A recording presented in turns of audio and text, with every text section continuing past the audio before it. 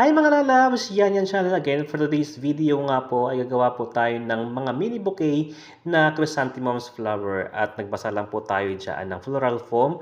Maraming tubig ang laman ng floral foam na yan para doon po natin itutusok yung ating mga chrysanthemums flowers para po hindi siya masyadong at okay mabilis malanta.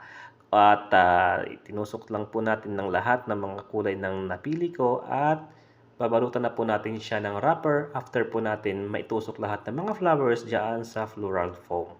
So, ito na po yung ating mga nagawang mga mini bouquet.